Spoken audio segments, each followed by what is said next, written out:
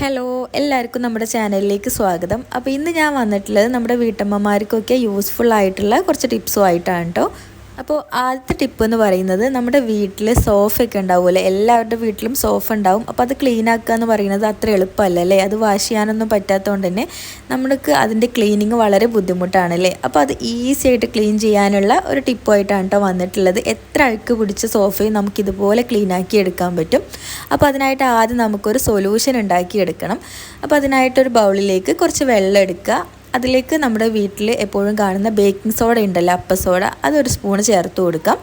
അപ്പോൾ baking soda നല്ലൊരു cleaning agent ആണ് കേട്ടോ. എന്തും ക്ലീനാക്കി എടുക്കാൻ നമുക്ക് ബേക്കിംഗ് സോഡ കൊണ്ട് പറ്റും കേട്ടോ. അപ്പോൾ അതിലേക്ക് കുറച്ച് ബേക്കിംഗ് സോഡയും പിന്നെ കുറച്ച് വിനാഗിരിയാണ് ഒഴിച്ചിട്ടുള്ളത്.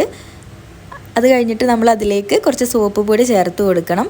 ഇനി നല്ലൊരു സ്മെല്ലിനായിട്ട് ഇത്തിരി കംഫർട്ട് കൂടി ഒഴിച്ചു കൊടുത്തിട്ട് നല്ലപോലെ മിക്സ് ചെയ്യുക. ഇത്രയേ ഉള്ളൂ, നമ്മുടെ ക്ലീനിങ് സൊല്യൂഷൻ റെഡി ആയിട്ടുണ്ട്. ഇത് വെച്ചിട്ടാണ് കേട്ടോ നമ്മൾ നമ്മുടെ സോഫ ക്ലീനാക്കി എടുക്കുന്നത്. അപ്പോൾ നല്ലപോലെ മിക്സ് ചെയ്തിട്ട് ഇതുപോലെ നല്ലൊരു വൃത്തിയുള്ള ക്ലോത്ത് എടുക്കാം. എന്നിട്ട് അതിൽ ഡിപ്പ് ചെയ്ത് കൊടുക്കാം. ഇനി ക്ലോത്ത് കൈകൊണ്ട് ഒന്ന് പിഴിഞ്ഞതിന് ശേഷം, നല്ലപോലെ പിഴിയണ്ട, കുറച്ചൊന്ന് പിഴിഞ്ഞെടുത്താൽ മതി. കുറച്ച് നനവ് ഇതിലുണ്ടാവണം. ഇനി ഇതിൻ്റെ മുകളിലായിട്ട് നമ്മൾ വെച്ച് കൊടുക്കുന്നത് കുക്കറിൻ്റെ അടപ്പാണ് കേട്ടോ. അതായത് കുക്കറിൻ്റെ മൂടി വെച്ചിട്ട്, അല്ലെങ്കിൽ ഇതുപോലത്തെ റൗണ്ട് ഷേപ്പിലുള്ള എന്തെങ്കിലും ഒരു പിടിക്കാൻ പറ്റുന്ന ഒരു ലിഡ് എടുത്താലും മതി. അതെടുത്തിട്ട് ഇതുപോലെ ഒന്ന് കെട്ടിക്കൊടുക്കാം കേട്ടോ. അപ്പോൾ ഇത് വെച്ചിട്ട് നമ്മുടെ സോഫ നമുക്ക് നല്ലപോലെ ക്ലീനാക്കി എടുക്കാൻ പറ്റും. അഴുക്ക് പിടിച്ച ഭാഗത്തൊക്കെ ഇതുകൊണ്ട് ഇങ്ങനെ ഒന്ന് നന്നായിട്ട് വൈപ്പ് ചെയ്ത് എടുത്താൽ മതി കേട്ടോ. സോഫ നമുക്ക് കാണുമ്പോൾ അത്ര അഴുക്കൊന്നും തോന്നില്ല കേട്ടോ. പക്ഷെ നമ്മൾ ഇത് വെച്ചിട്ട് ക്ലീൻ ആക്കുമ്പോൾ മനസ്സിലാവും നമ്മുടെ സോഫയിൽ എത്രത്തോളം അഴുക്കുണ്ട് എന്നുള്ളത്. അപ്പോൾ ഞാൻ നിങ്ങൾക്ക് കാണിച്ചു തരാം കേട്ടോ. അപ്പോൾ ഇതാ കണ്ടില്ലേ, ഈ ഒരു ക്ലോത്തിൽ നല്ല പോലെ അഴുക്കൊക്കെ പിടിച്ചിട്ടുണ്ട്. അപ്പോൾ ഇതുപോലെ ചെയ്യുകയാണെങ്കിൽ നമുക്ക് മുഴുവൻ അഴുക്കും ഇങ്ങനെ എടുക്കാൻ പറ്റും കേട്ടോ. അപ്പോൾ അഴുക്ക് പിടിച്ച സോഫയൊക്കെ ഉണ്ടെങ്കിൽ ഇതുപോലെ ഒന്ന് ക്ലീൻ ആക്കി നോക്കൂ കേട്ടോ. ഇനി അടുത്ത ടിപ്പ് എന്ന് പറയുന്നത്, നമ്മുടെ വീട്ടമ്മമാരുടെ സ്ഥിരം തലവേദനയാണല്ലേ വെളുത്തുള്ളി തൊലി കളയാന്നുള്ളത്. അപ്പോൾ ഇത് തൊലി കളയാൻ നമ്മൾ പല ടിപ്സും നോക്കിയിട്ടുണ്ടല്ലേ. അപ്പോൾ അതിൽ നിന്ന് വ്യത്യസ്തമായിട്ട് എന്നാൽ നമുക്ക് എളുപ്പമായിട്ട് ചെയ്യാൻ പറ്റുന്ന, ഏറ്റവും ഈസി ആയിട്ട് തൊലി കളയാൻ പറ്റുന്ന ഒരു ടിപ്പാണ് കേട്ടോ.